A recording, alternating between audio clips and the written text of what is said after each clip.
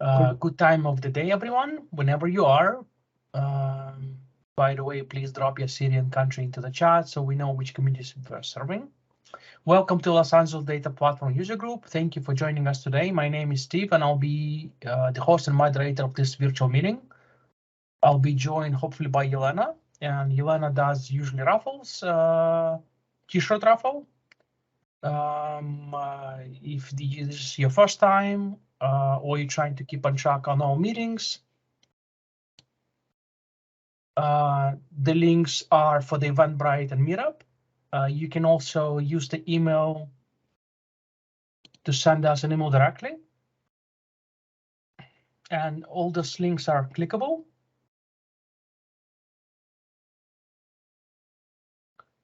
If you are attending us for the first time or would like to follow us, here's a full footprint of our social media: Facebook, Twitter, LinkedIn. We also on Rumble and YouTube, and from time to time, then we have to share code. We can do it through GitHub, through our public repo. Also, please feel free to join our mailing list to receive our weekly newsletter as well as event notifications. This is our way of communicating once the video is ready or when is the next meeting is up. And this event is sponsored by Data Driven Technologies nonprofit. DDT is the organization behind SQL Sar in Los Angeles, as well as this user group. And it's also sponsored by Microsoft SolarWinds. And at the end of this meeting, we'll be raffling a custom t-shirt. So you can scan the QR code, you can click on that hyperlink. It will take you to a form to fill out. And at the end of this session, we'll be raffling one t-shirt. Now, it might not be the same color. It would have our logo, and you will be able to select your size. So it's still custom printed.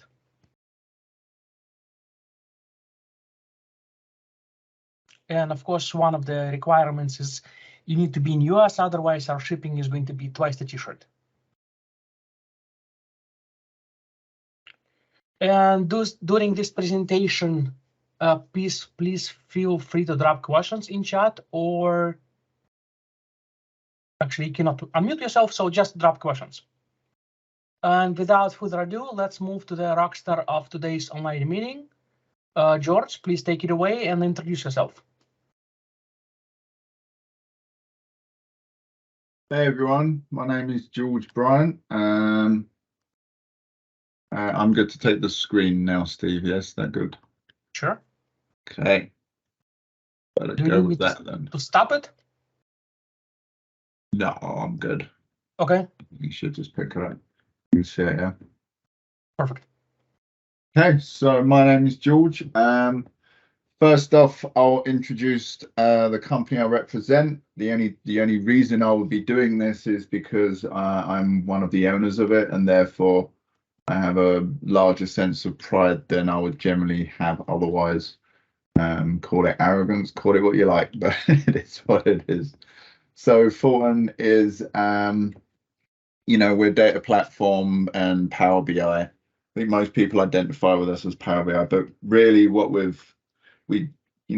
based out of the Midwest. We try our best to, just wherever we go, be it Midwest, be it as West Coast, East Coast, even down to the South. I was in Texas last week. We just try and rebuild the value of being on site and being in person, and just the old things where people can go and have,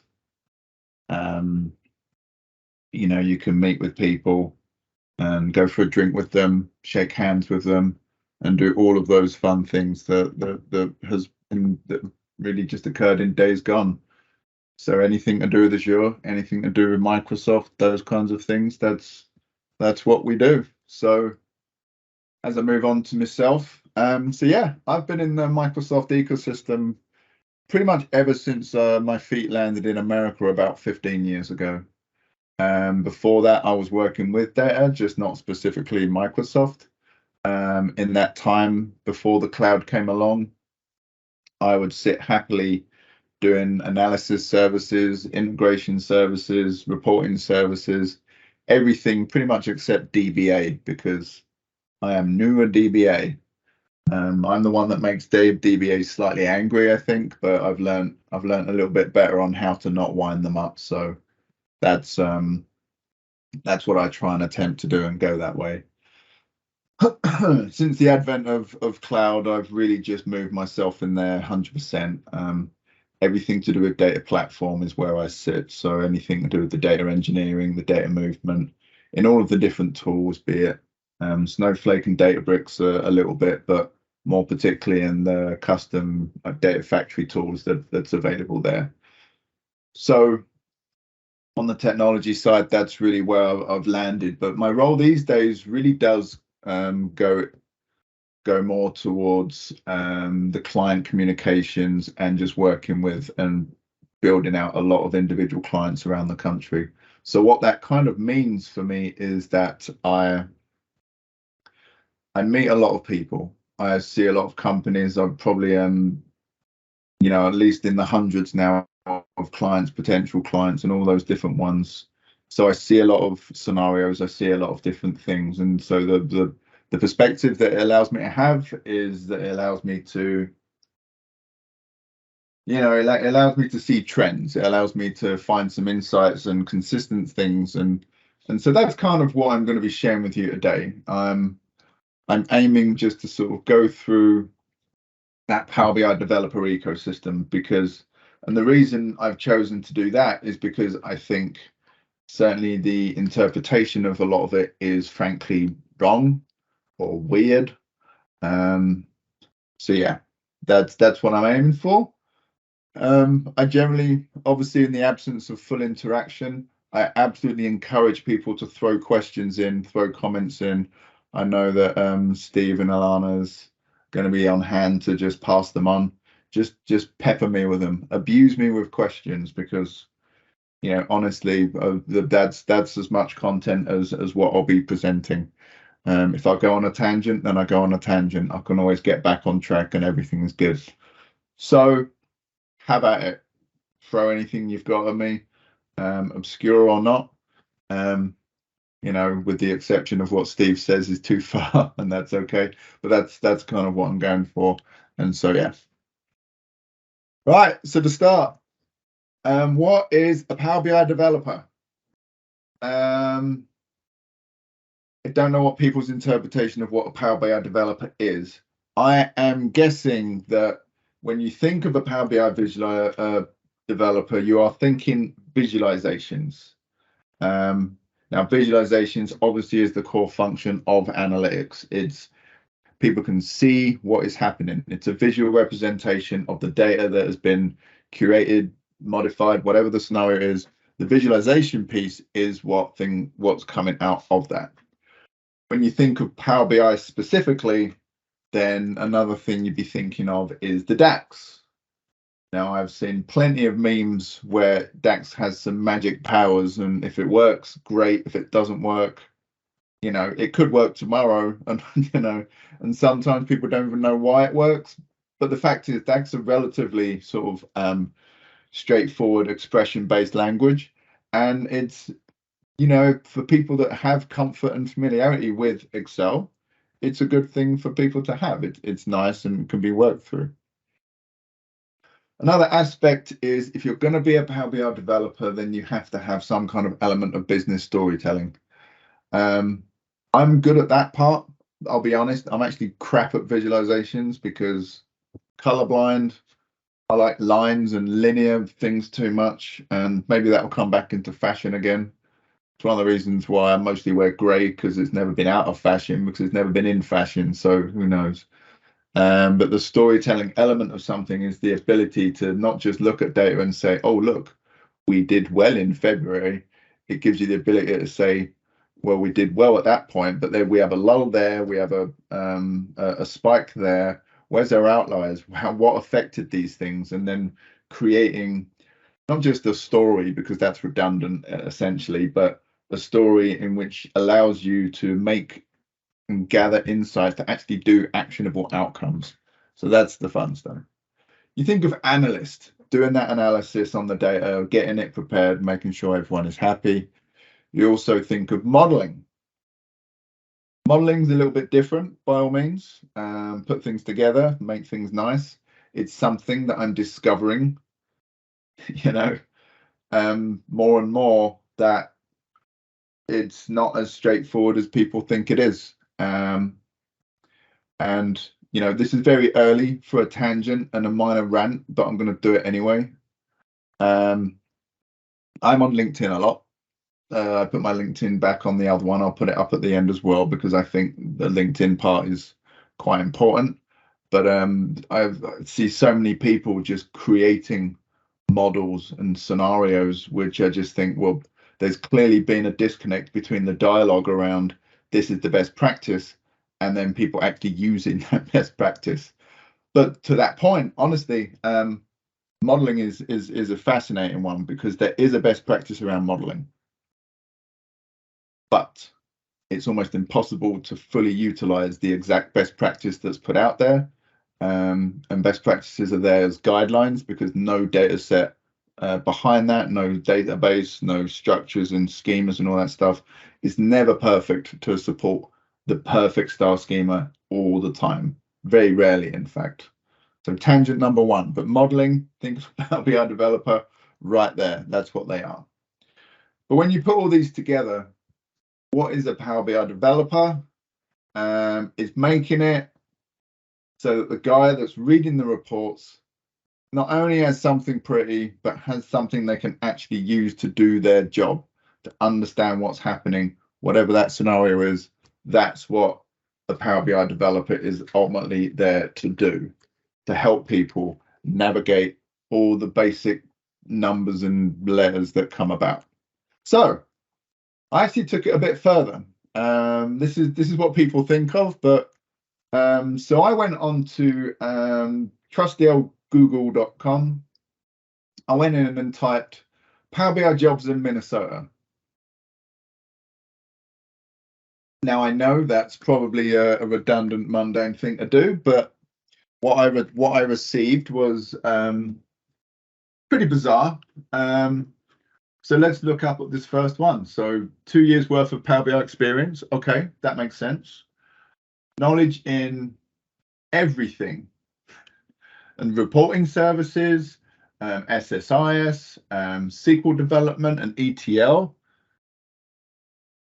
I wouldn't necessarily associate that with Power BI, because Power BI is its own thing. I would have thought anyway. This little nugget amused me. The qualifications for a Power BI job in Minnesota is that you cannot require sponsorship. I'm assuming that means that they're going to train you in everything you ever need to know, but go figure. And then there's a few others. Proficiency with DAX Power Query Editor, all good. 5 years experience, that's very nice. Custom visuals, that's going into .NET, JSON, and a whole new world, creating advanced custom visuals, surely. And so as I started going through,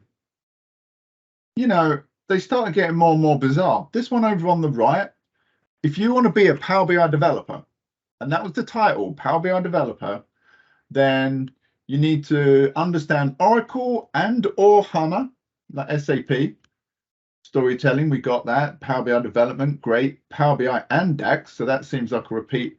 But then it just starts going off on everything. Experience and familiarity with the entire stack, drilling down in particular with analysis services.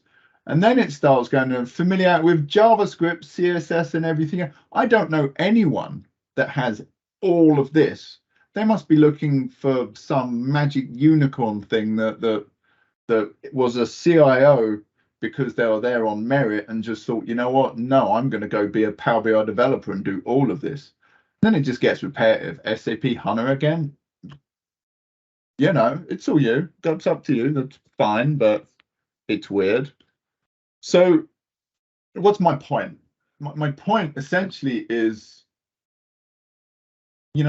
not just these ones that I kind of cherry picked because they're amusing, but in general, when you're thinking of Power BI development, there seems to be this grandiose perception of these same consistent things.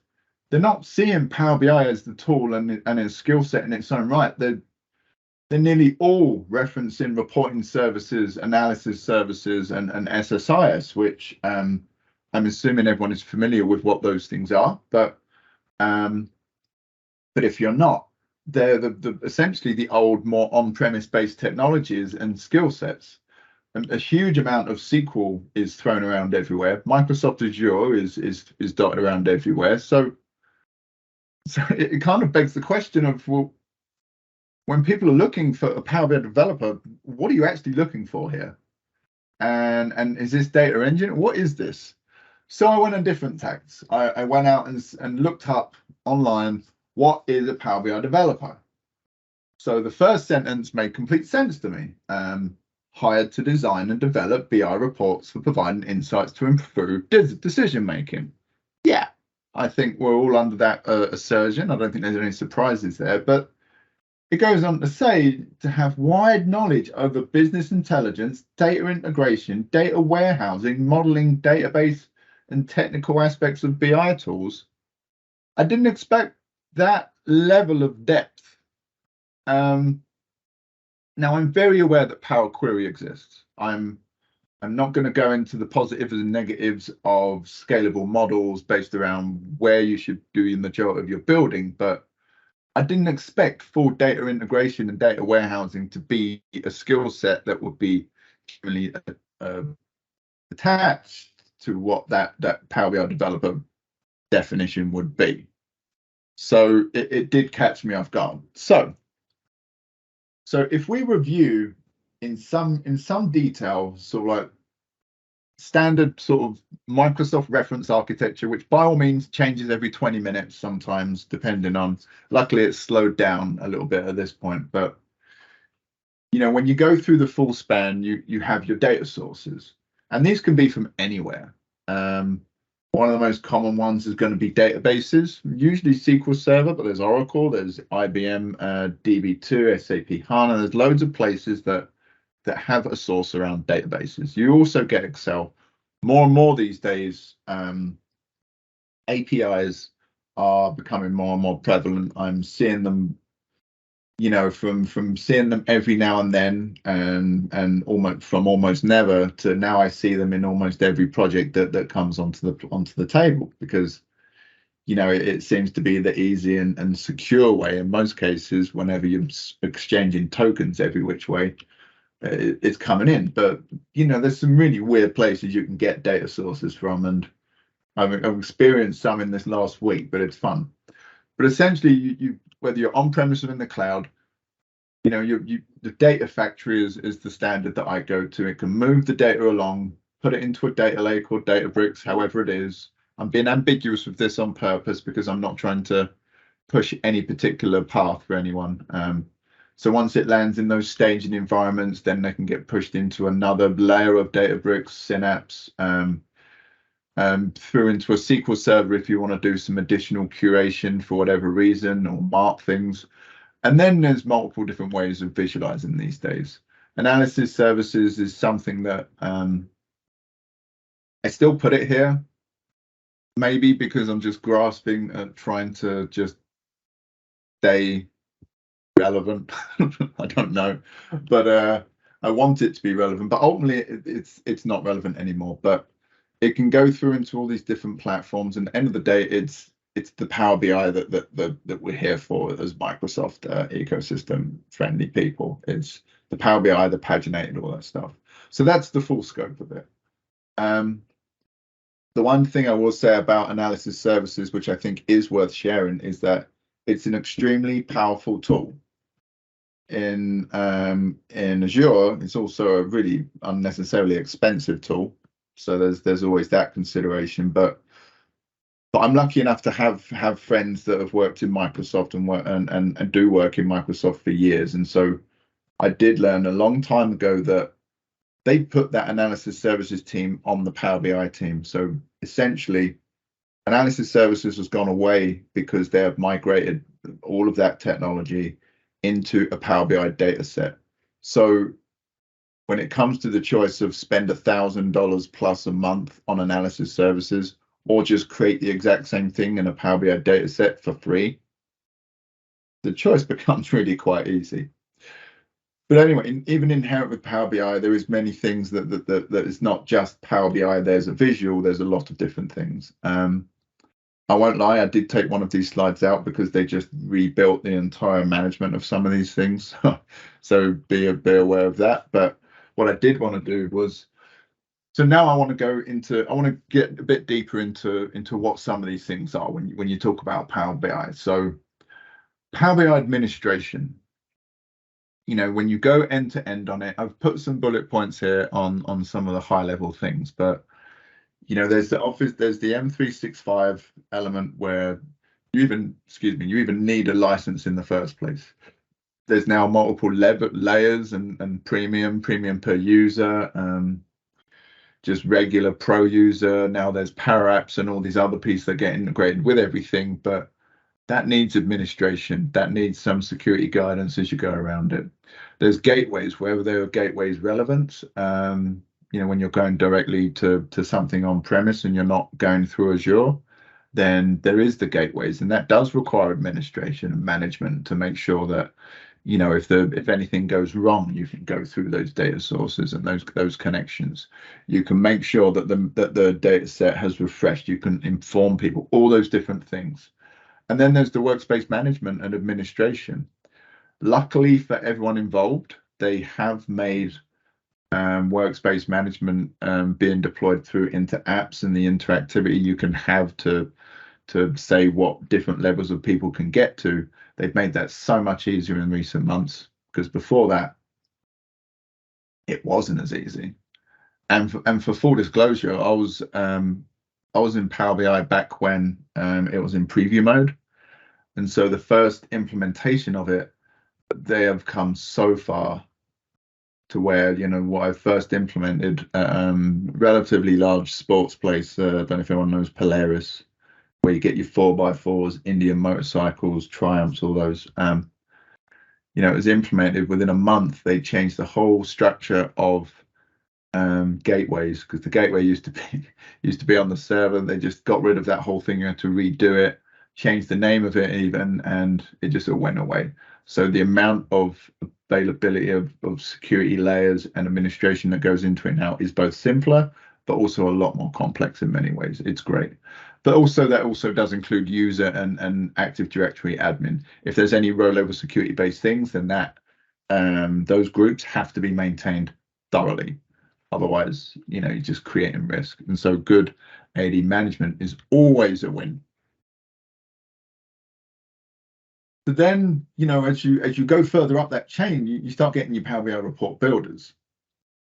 And that's where the things that would, from my perspective, this is what I would think of when I'm thinking of Power BI. A Power BI person does these things. They are going to be reporting visual concepts, themes, all the different color schemes. They're always going to have a gift for design. And they are going to have the modeling stuff. They're going to be good with DAX. They can understand how relationships work and data, and how a data type can make or break something just by default, because anyone that's been a developer for a while, a data type can just destroy you in loads of things. So build that right, and even mQuery language for cleansing, certainly, and the more agile stuff that sort of comes along with that. And for me, again, this is definitely what I would consider to be the definition of a Power BI reporter. Report builder. Now there's many different flavors of it. It's just evolved to where that you can do so much in Power Query now. You can do all these different things. We haven't gone into the conversation of architecture. I do have a hidden slide that I can always unhide a bit further on that can definitely go into that. And so if anyone is interested in going into that piece, we sure can, because I have opinions, and I like sharing them, and every now and then I have to climb off that very tall horse that I'm standing on, but that's as experience in that a little bit, I guess. So what do you do? But then as you go through, then you get the Power BI engineer. And I think, to be clear, Power BI engineer is not a data engineer.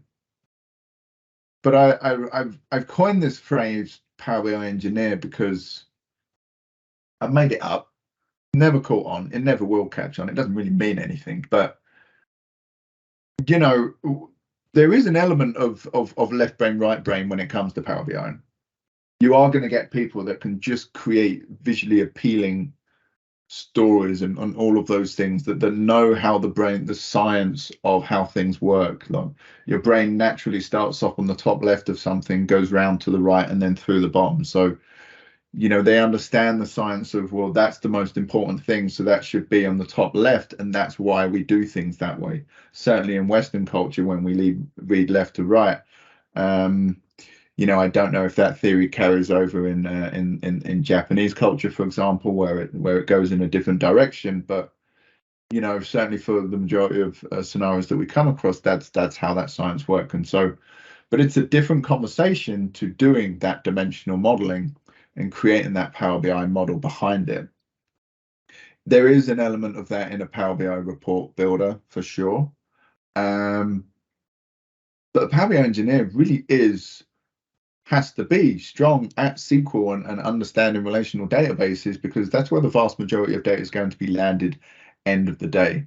Anyone that describes themselves in this sort of vein and everything they're doing is against spreadsheets, I have to sort of not judge badly, because some people are in the scenarios that they're in, and that's how that goes. You can't fight City Hall sometimes, but understanding the concepts of how to build something that will last for a decade in terms of scalability, how to transform the data in a responsible way that isn't just going to fall off as soon as a new value comes in. That's the core elements of a good model and knowledge set that I frankly have learned I've probably come to the conclusion over the last year.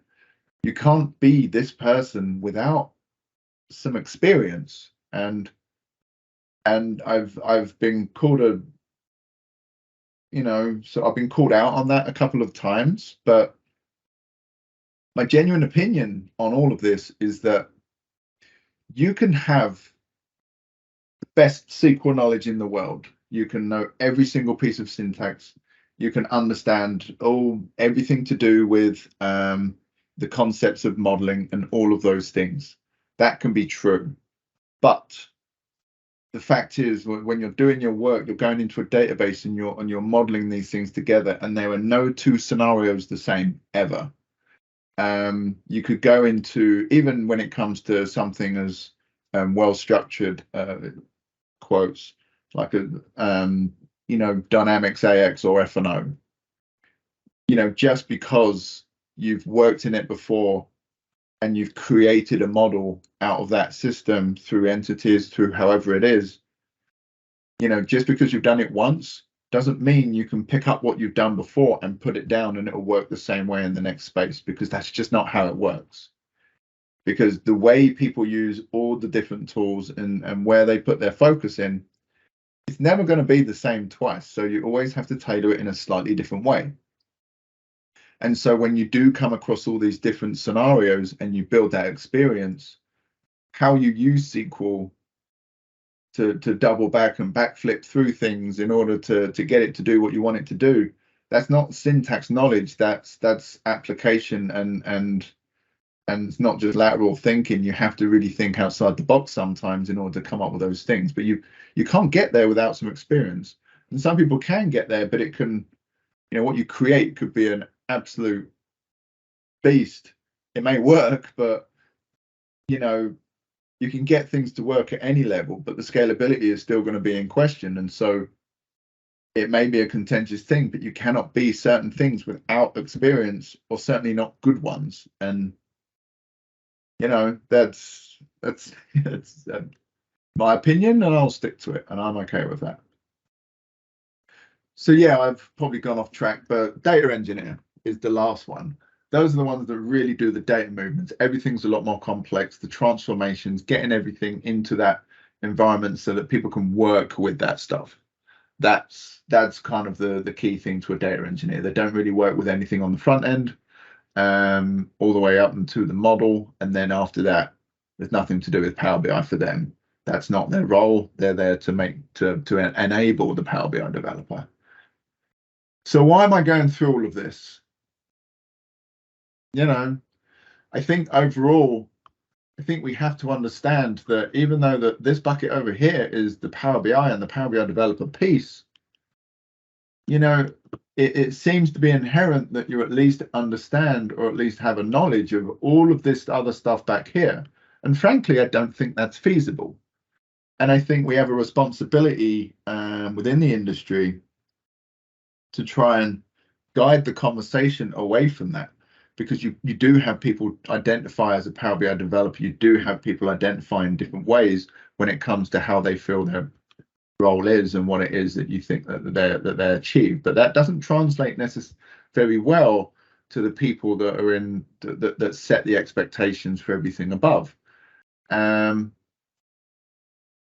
You know, but it's kind of there. It's kind of what it is that people do, and I think that it's a responsibility of certainly senior people to make sure that that everything that sort of comes out of this ecosystem is understood. That if you want someone to do this, they're not going to understand that. You're going to have to get someone else to do some of these pieces until people get to a certain point. Now that is a blanket statement. I'm very aware. I will get to that to that conclusion piece at some point, but yeah. Before I go further on this part and start going down to the next part, are there any questions or comments on what I've kind of shown so far, Steve? I know it's not an audio feature, but I always make a lot of assertions with these things. And what I always sort of realize is that I like to think this isn't just my experience, but it is my experience, and it is sort of what I've seen. But I love hearing what other people think and their opinions around a lot of this stuff, because frankly, you know, there's more that I don't know anywhere near everything. No one does. It's impossible. So I like hearing other people's perspectives on what they think is missing, what they think I've overstated, you know? I think in that Power BI description, what's missing is probably, again, I'm just going to add a few more, even though that list was too big anyway. It's about missing probably Python and probably some .NET as well, just to make it I've had that comment impossible before, yeah. to find that person. It's impossible to find a competent person. It's a difference. There are a lot of people that do Python, so I haven't had the time to go out and learn Python, so I'm not able to speak to that affluently by any means. But I fully agree. I think Python is definitely a piece of it. It's a piece that, you know, I've seen a few Python implementations, and we do have a Python expert on the team, and so a lot of people in the implementations of Pythons that I've seen are basically, a lot of them are doing things that you can just do in SQL in order to do that stuff, as opposed to using the Python for actually getting those obscure insights and other things beyond the data preparation stuff. I see it used in some very strange scenarios when it's just not necessary. And I really hope I meet someone that can have that, to your point, the competency to actually be someone that you can apply to Power BI and bring those insights out in the right way, because it's hugely powerful. But if I'm honest, I've only ever seen people use R effectively and not Python, and I know that's not a statement of me thinking Python is worse than anything else. It truly isn't. It's a dialogue of I want to see more. I want to see people really use it for how it can be good. But I agree. I'm actually going to make a note of that, because I really should have that in there. Sorry. Always got to improve, haven't we? Okay. That I turned on my mic, but in my opinion, as far as Python goes. Someone can say they know Python, but Python has so many different features. You can know Python to navigate directories, build out stuff, but not you need to know specifically Python that is relevant for data analysis. So you have to be very specific when you say no Python.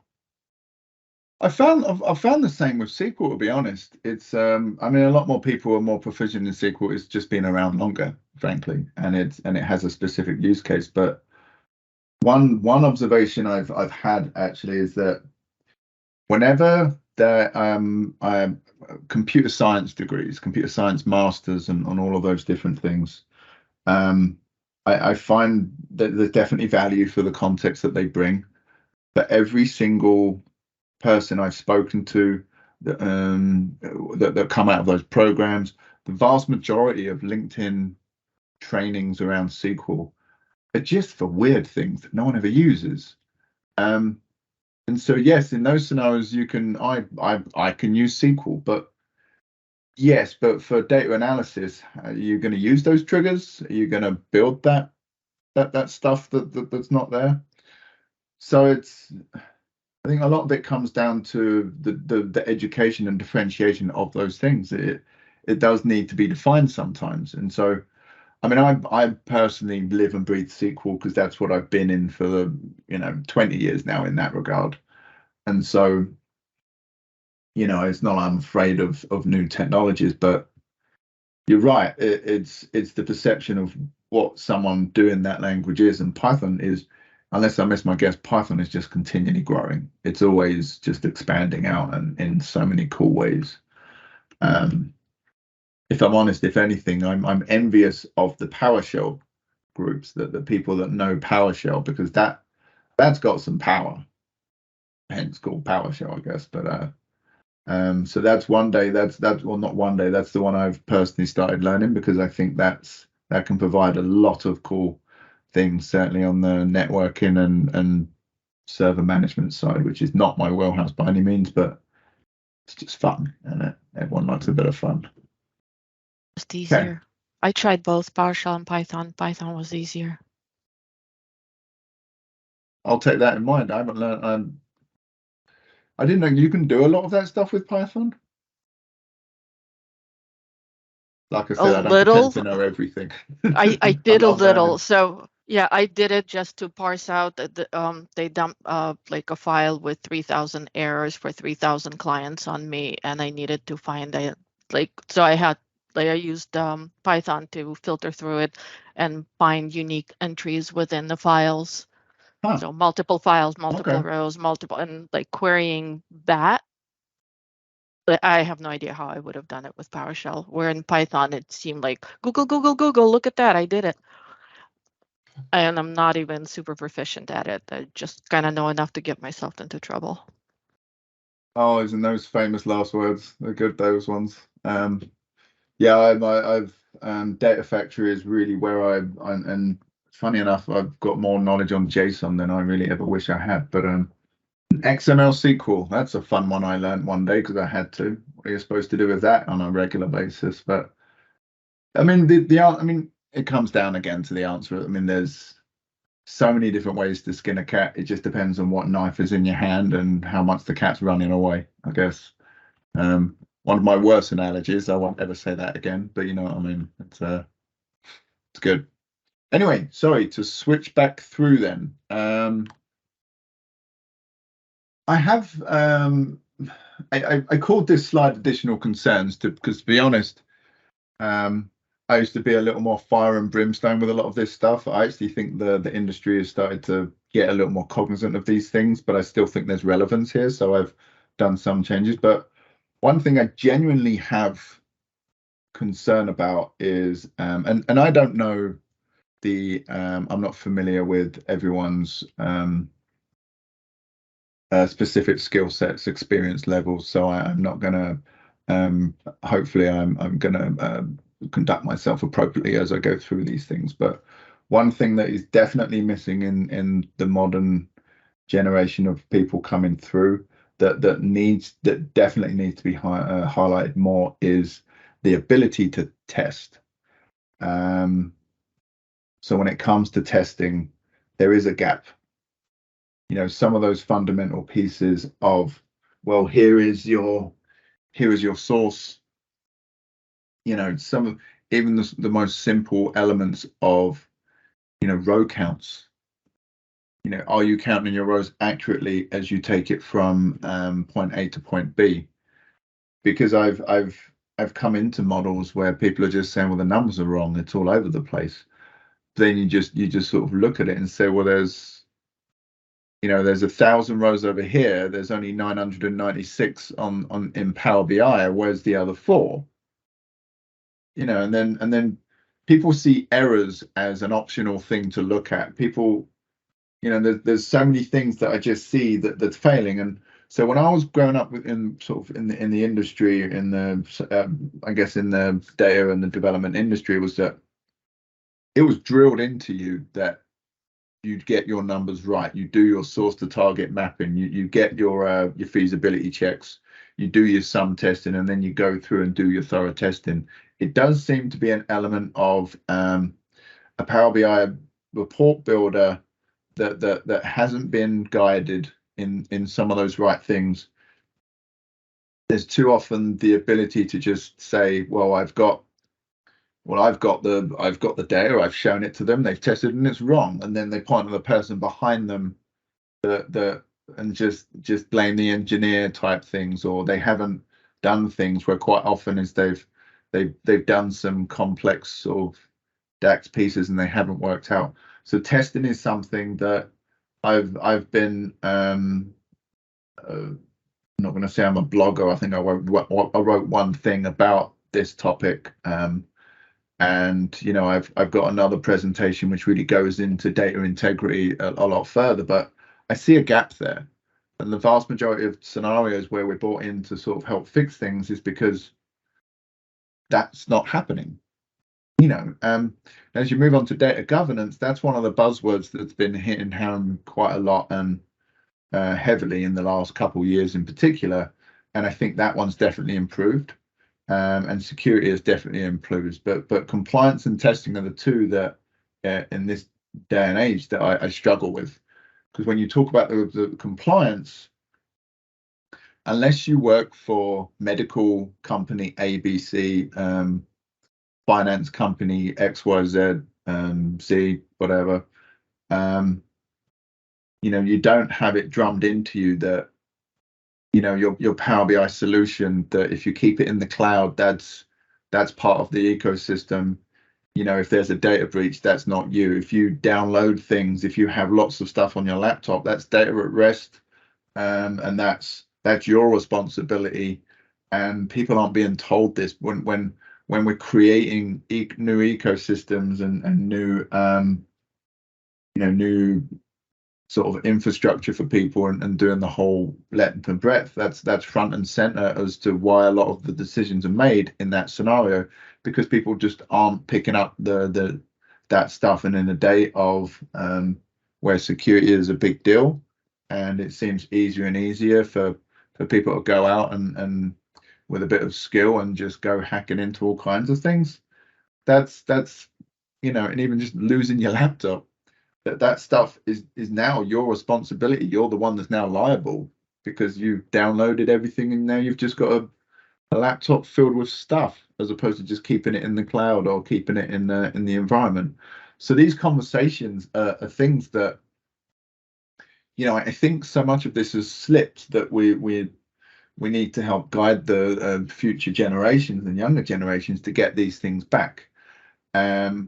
And I think it does depend on what layer of that spectrum you're on. Administrators are always going to be front and center with security, because that's essentially their role. But it gets looser and freer as you get more front end and fly around. So it's conversations that have to be had. And this is another scenario where I sort of give the option of, do people have an opinion on this stuff?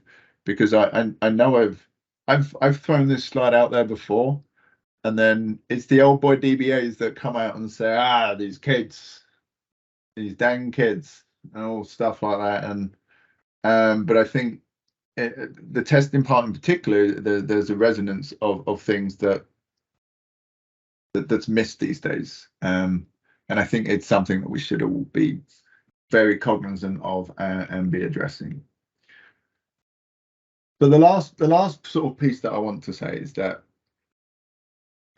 and by all means, I do have plenty of other things I can show. I'm a happy time doing that. But you know, all these statements I'm making are, of course, purely based upon company size and whether you have an enterprise development, because there is a massive difference between you know, Intermountain out of Utah, one of the like huge company, Fortune 500, 100 companies, and sort of like the local ice cream franchise down the road that that just wants to see a few more analytics, because you're not going to have a team at the smaller companies. Even some of the mid-size are generally quite lean. So the conversation is going to be different. Sometimes you do want that unicorn guy that can do a lot of different things, and finding that person and nurturing them through is just sometimes something you get. And you know, if you don't know the SQL, you are going to lean heavily on Power Query and doing all those things. You know, a blanket statement would be to say this is the right way of doing it and you should do it, but that's rubbish. That's not ever going to be the accurate thing.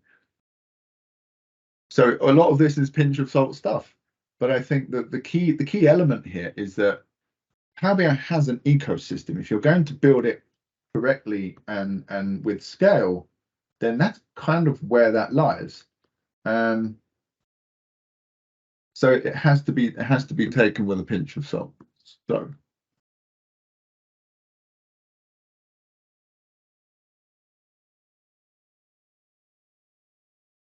I have just enabled a slide, and I am able to go back to it. There we go.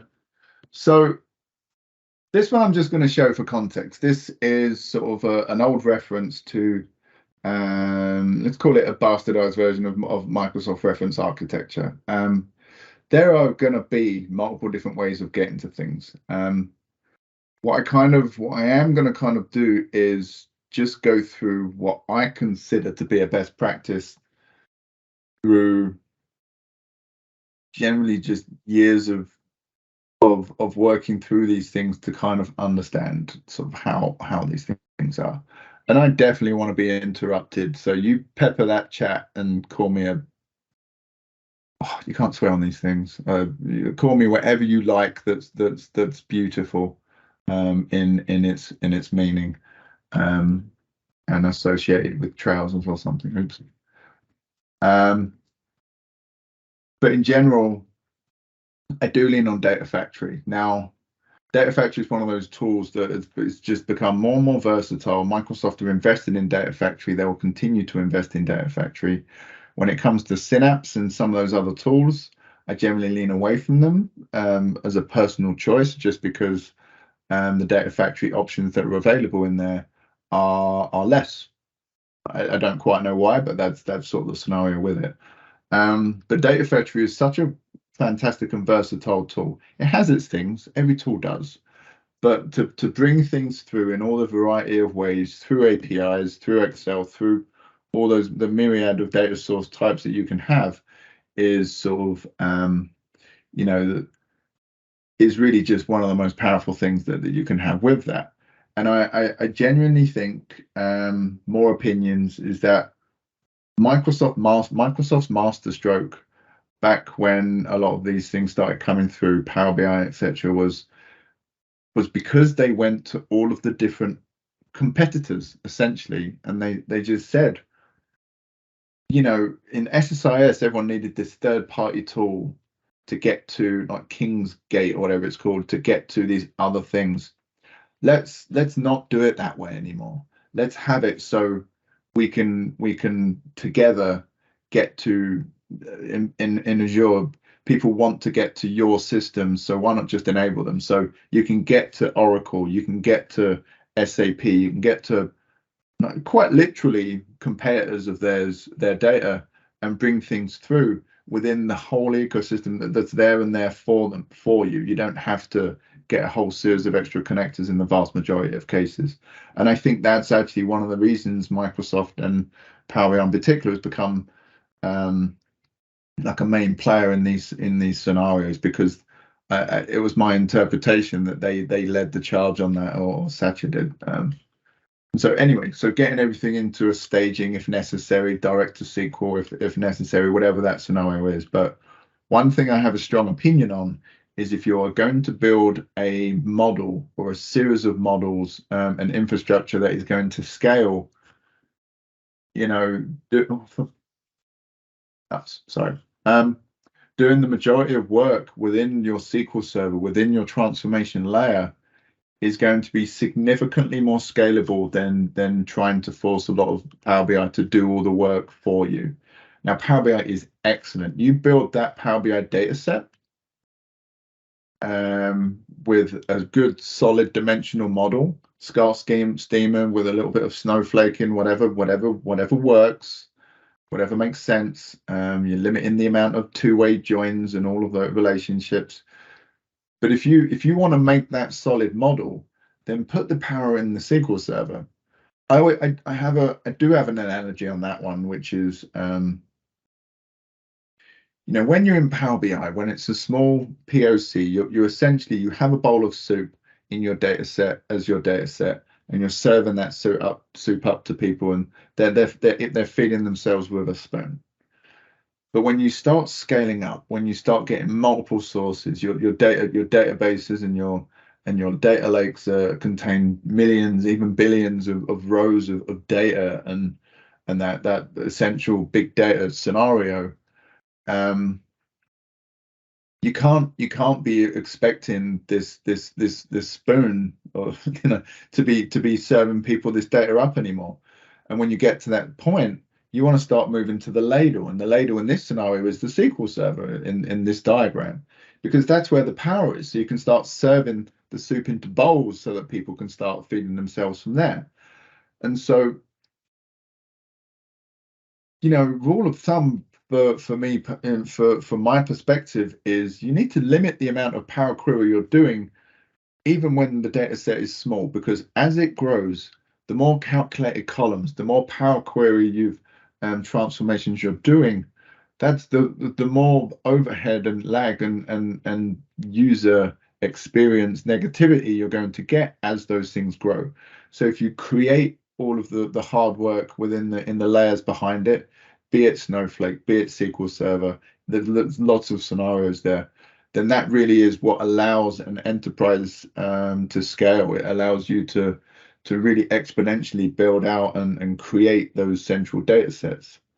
And then that does move to the next part. A data set in Power BI, the perception of how those things work compared generally to how Tableau and a few of these other tools do it. And you can do it badly in Power BI by all means, but the power that the Power BI holds in regards to those data sets is that if you build it right, you can have hundreds and hundreds of reports go against that data set, as opposed to having a data set per report.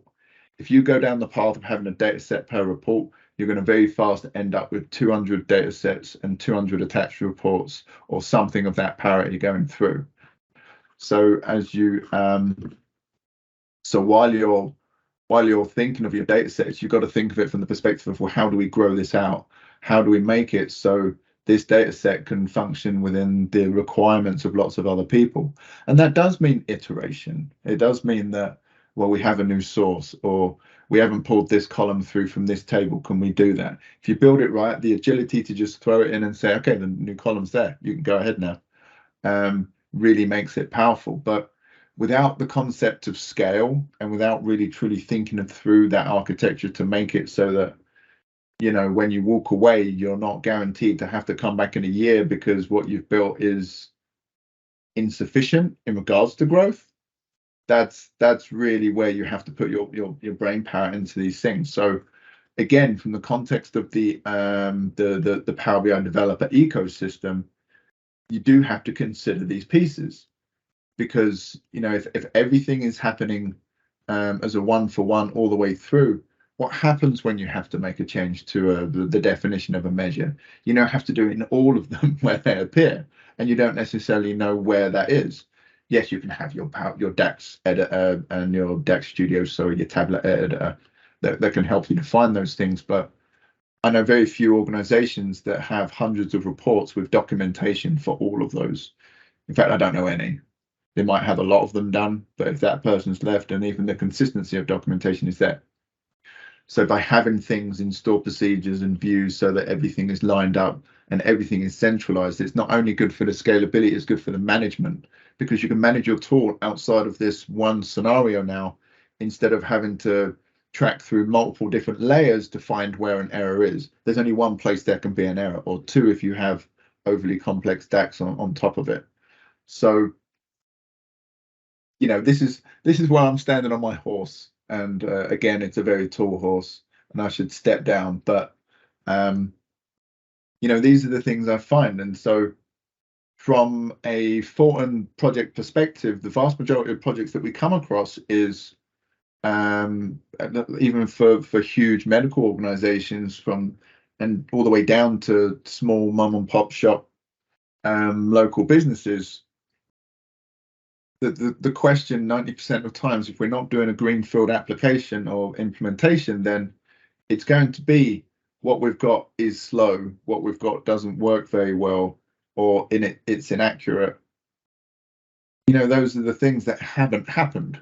So when you realign things and get that governance of being in one central place and all of those other conversation pieces, you do your testing, you know, if you have trust in that your output from the beginning, then that's fantastic. And that means testing, that means doing all those things. As soon as you lose trust in what your product has produced, building trust back up from losing it is 1,000 times more difficult than maintaining trust at the beginning. I mean, this is not news to anyone here, I don't think. But as soon as you lose trust in something, building that back up, you're always going to have at the back of your mind, yeah, but it was wrong that time, so I'm going to double check this number, which means, you know, so you have to do those fundamental things in order to make sure that everything you have is secure. As soon as you release something that's not secure and people are seeing it that shouldn't see it, that's bad trust in the security that's inherent, all of those things. So it's good and fundamental things that kind of shouldn't have to be there. Done that one. So in summary, you know, there's a lot of different things you can kind of summarize here. You know, there's multiple facets of a Power BI developer, and they can be applied to multiple different roles. But at the end of the day, you cannot have a blanket statement of Power BI developer and not be specific on what it is that you're trying to achieve. And I think that's especially. I have another rant, which do we have time for another rant, Steve? Because I go on them sometimes, but I've Sure, LinkedIn. LinkedIn is excellent these days for good content, but LinkedIn has followed the path of I don't even think this is relevant. I apologize, but I'm there now. LinkedIn is very good for many things. It's a fantastic networking tool if you're looking for a job, whatever the scenario is. It's excellent in many ways in order, even for client building and business development. A lot of people are using it for that. But it's following the path of how the Facebooks and the Instagram of the world have gone. There's now just redundant content out there which people are liking, because it seems that everyone is now an expert, and if you want to learn how to do something, do these 5 to 7 things and you'll be great. And this is one of the reasons why I've gone down the path of saying things like, well, in order to achieve these things, you have to have a level of experience. Not because I'm trying to be a dick, but because I shouldn't say that, sorry. Not because I'm trying to be contrary, but because it's genuinely true. It's and I see so much on LinkedIn now, because at one point I was trying to build followers because I thought, well, that would be quite good. But I couldn't do it anymore. Frankly, it was just draining my soul a little bit, and I'm just not built that way. But when you have people sort of thrown out, try this SQL statement, and 50, 60 people saying, how insightful, how amazing. And you're just biting your tongue thinking that is going to break your SQL server. Don't ever do this. And then trying not to be contrary about those things, and how to be a business analyst, and how to thrive in this modern thing. I struggle very much with it. And I think so much of those things is what is contributing to the drop in some of those fundamentals that I was referring to some of these things, because it does become a sort of a contest of followers as opposed to a contest of accurate, tangible, proven content. And I do think that that's starting to, even though I think things have improved, I think it's starting to actually kind of go the other way a little bit, because of these things that are happening. And I may definitely be overthinking a lot of this stuff, but you know, everyone has a way of saying sort of, you know, actually I kind of got into an argument with someone. They stopped arguing with me because I think I called them out, and so they shut up. It was weird, but just around the concept of they said, well, one of the posts was around, you know, if you want to be a good analyst, you have to learn to listen to people. Stop cutting people off. Do this thing. And I think, and I thought that's a fair enough statement to make. But someone just said, well, why do people do it? I think it's ego. I think it's arrogance. And it got my back up, because I think, well, actually, no, there's behavioral issues that affect many people that you know, that makes it so it's not as easy as that. It never is. I mean, it may not be obvious, but I definitely am on the ADHD. I was diagnosed 5 years ago, and it's been quite a revelation to understand just how badly I was cutting people off, and sort of like the self-awareness of that stuff. But you know, when you are getting a group of people just walking over those things and coming up with a lot of this stuff that's coming out on the content side of the content creators, and it's becoming difficult. And I think in some part it does justify how a lot of these things that are on this list here are starting to creep through, because the cognizance of that stuff is reducing in some scenarios. And that's not a dig at all content creators, absolutely not. I think there are ones out there which are particularly strong and can come up and share some really quite insightful things. I don't personally see how you can be insightful 365 days a year without throwing out some lemons, but that's me. But yeah, it's a contributing factor. That's my opinion. But what I can say is there are some pretty cool memes out there, and everyone should always enjoy memes and GIFs, especially of cats, because they're so ridiculous that they just do the dumbest things, and it makes me laugh. But yeah, that's probably the best place ever to switch to this slide and say, you know, thanks for listening. If you got any questions, that's where I'm sitting right now. George, yes. What happens after cloud? What happens where, sorry? So now the trend is to go to the cloud. What do you think is going to happen after cloud? Oh, never been asked that. Never even thought about it. I can't see cloud going anywhere. Certainly not for a very long time. I've seen some people theorize that we're going to go back on premise. I don't think that's going to happen, frankly. Whenever I've seen, and I've said I've only written one blog post. Actually, I've written two. There's another one which I've written, which is actually based around a lot of people fail when they migrate to the cloud because, quite frankly, they've not done it right. I mean, and that's another bold, sweeping statement with no true foundation that I can show tangibly here. But you know, there's definitely ways of doing that which can be costly, let's say. But after the cloud, oof. I think I'd have to say that I think there's more and more is going to go to the cloud first. It's so interdependent on everything we do. When I think of those real future sort of elements that coming in, such as you can see this. I mean, I've grown to hate the term chat GPT because it's flipping everywhere now. But you know, that's still not going to move us away from the cloud. Those things are. I think we're going to have a lot more technology improvements and breakthroughs in other technology scenarios. So you look at things like SpaceX, you look at a lot of these other things that are happening. I think we're going to do a lot more technology improvements elsewhere for like a very long time before the cloud, we move away from the cloud, is my opinion. So I think it's here to stay.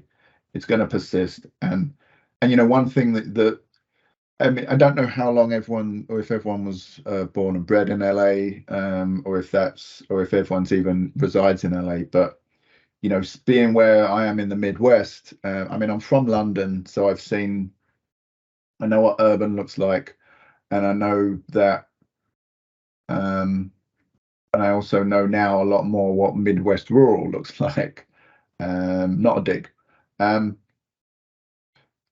there's so many organizations and companies that are not even close to the cloud yet, that you know, it's quite difficult from a Midwest perspective in some scenarios to say, well, let's see what's coming after the cloud when it hasn't arrived for so many at this point. But in the East and West Coast, I do see even there's a lot which haven't got there yet. But what I do see is, if you do have a company, if you're offering a product, if you're not making your data available, then and when people have conversations of, I want to extract the data that from my company that you're holding and bring it locally, I have noticed the trend of, if those companies are not willing to share that company's own data, they're looking elsewhere, and those companies are going away. Nearly every company out there that offers a service now has a way of integrating with data, and even with the ones that don't, there's one that I've been working with, 3 scenarios now, but there's one that I'm working with right now that they know it, so they're actively working with us as the POC for their first iteration of doing it, in order to have their data be available. So they're updating their infrastructure for the purpose of knowing they're not going to thrive or survive if they don't. So that's more the direction I'm seeing. I think, yeah. So after cloud is a long way away. We're not even fully cloud yet. You know, I think being in the industry we see a lot more cloud, but I think it's that's not necessarily you know, we have the goggles of industry that we're working in on our side. So I think the perception of it is that there's a lot more of it than there actually is in for the majority. I don't know numbers by any means. I've not looked it up, but you know, I don't know how that rates as answers, Steve, but that's what I got for you. Got it. What about microservices in the cloud? What about Microsoft service in the cloud? Yes. So let's say it used to be SSIS, now it's Data Factory. There are companies that are just bridging between, let's say, 2 data points with the service. One of them comes to my mind is. Oh, you know what? I can't answer that because how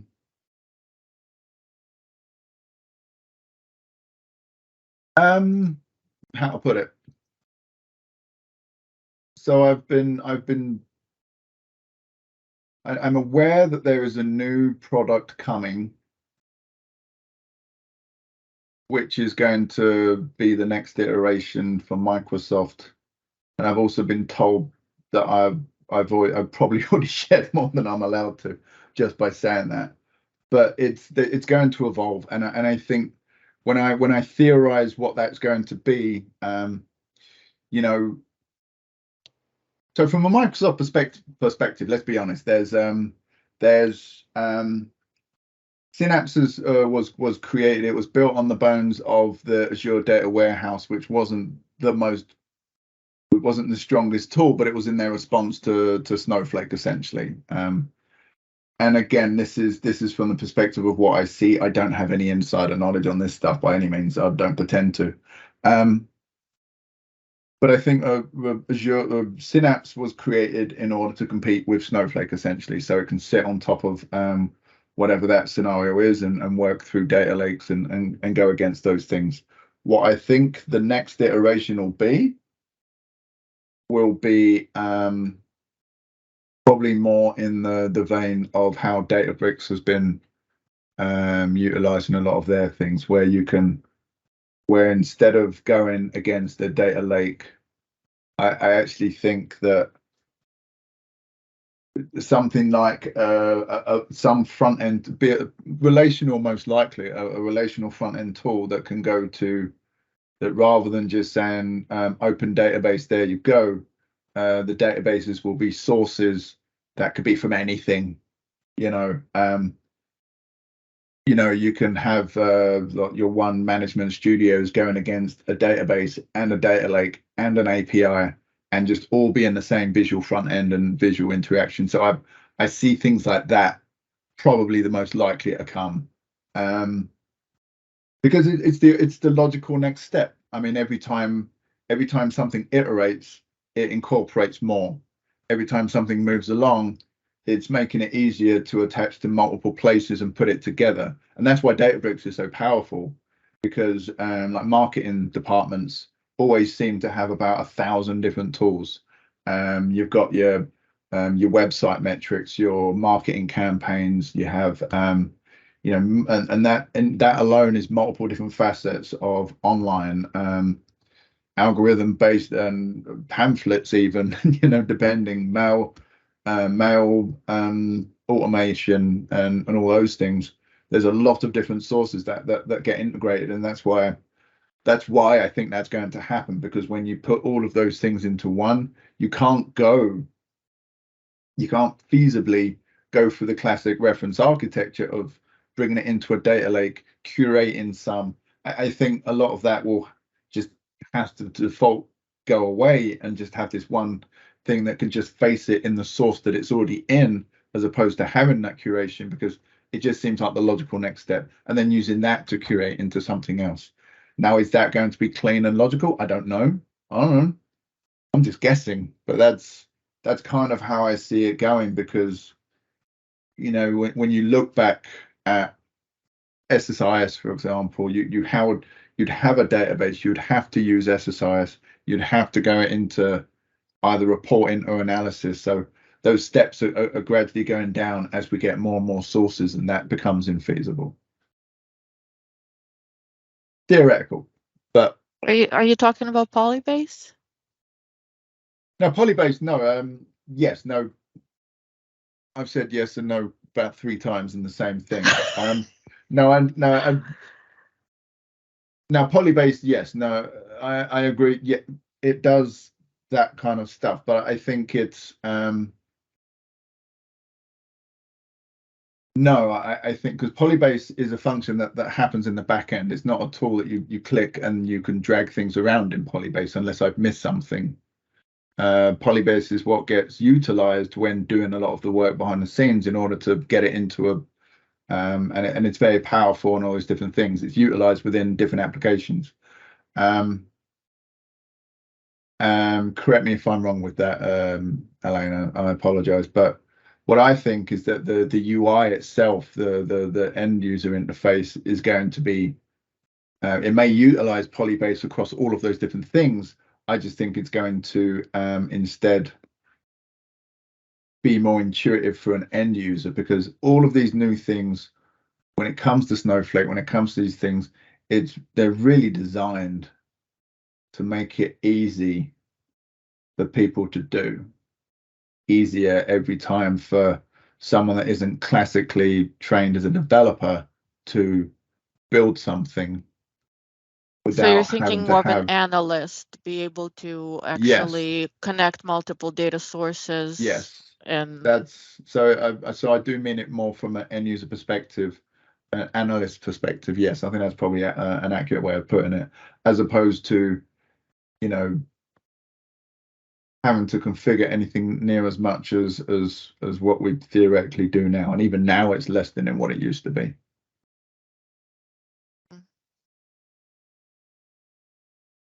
Thanks for making me feel uncomfortable. You're welcome.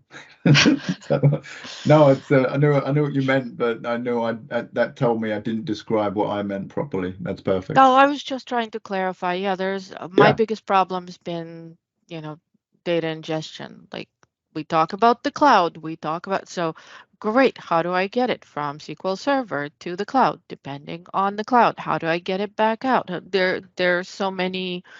And then the many different clouds and the many different methodologies and getting it right. Yep. There's, like I said, what kind of cat is it and what you're holding. So it's and I've, I do feel like I'm in a position and I do feel truly blessed in this position in regards to I feel like I see, when you're a full-time employee at one place for 20 years, there's definitely you're going to know that business end to end, and you're going to be an absolute expert at that. The way I've approached things, I see so many different things that I can say that it's never going to be the same twice. Therefore, the breadth of experience that you pick up on all those different things allows you to apply different scenarios you've had in the past into different things. So I love having the conversation of, well, what are you trying to do? And that's why I love the role I'm in, because I still do the data engineering in a lot of scenarios, but I actually train people a lot more now. But just the puzzle, it's the puzzle. That's the fun stuff. The puzzle of putting it all together. And of all things, actually, I was in literally a conversation today where my answer was, well, you know what? You just need someone at the top to actually make a decision, because people are doing 20 different things because they feel like it. This is mad, that can be a valid feedback too. But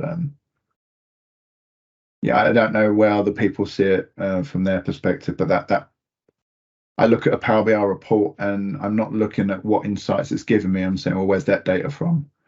What assumptions did they make?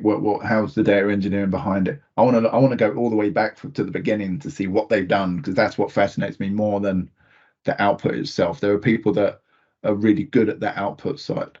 I just want to understand how it's all put together. I don't know, it's like an escape room, almost. But hopefully the escape room wasn't made badly and just looking at the wall thinking, well, that was weird.